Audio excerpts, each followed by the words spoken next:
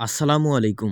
গত ২ দিন আগে আমাদের বাড়ি থেকে একটু দূরে একটা বাঁশঝাড়ের নিচ থেকে আমরা কিছু বকের ছানা সংগ্রহ করেছি। সম্ভবত প্রবল তুফানের সময় এই বকের ছানাগুলো বাঁশঝাড় থেকে পড়ে গিয়েছিল। আমার চাচাতো ভাই বাঁশঝাড়ের নিচ দিয়ে যাওয়ার সময় এই হৃদয় বিদারক ঘটনাটি তার চোখে পড়ে এবং সে বকের ছানাগুলোকে পরম যত্নের সাথে আমার কাছে নিয়ে আসে। আমরা চেষ্টা করব এই বকের ছানাগুলোকে সঠিকভাবে লালন পালন করার জন্য এবং এরা যখন উড়তে পারবে তখন এদেরকে আমরা মুক্ত করে দেব ইনশাআল্লাহ। ঝড় বৃষ্টির কারণে অনেক সময় বিভিন্ন গাছ থেকে পাখির বাসা ভেঙে পড়ে। আমার ধারণা সম্ভবত প্রবল ঝড়ের কারণে এরাও বাসা থেকে পড়ে গিয়েছে। কিন্তু আমরা যখন এই বাচ্চাগুলোকে তার বাসায় রাখতে গিয়েছিলাম, বাঁশঝাড়ে এত পরিমাণে বকের বাসা ছিল যে সেখানে নির্দিষ্ট করে এদের বাসা শনাক্ত করা অনেক কষ্টকর। সে কারণেই পরবর্তীতে আমরা এই বাচ্চাগুলোকে বাড়িতে নিয়ে আসি এবং নিজেদের মতো করে এদেরকে খাবার খাওয়ানোর চেষ্টা করি। প্রথম অবস্থায় আমরা এদেরকে একটু বড় মাছ ছোট ছোট করে কেটে খেতে দিচ্ছিলাম। যেহেতু এই বাচ্চাগুলো অনেক ছোট, তাই এদেরকে সরাসরি বড় মাছ খেতে দিলে খেতে পারবে না। সে কারণেই মূলত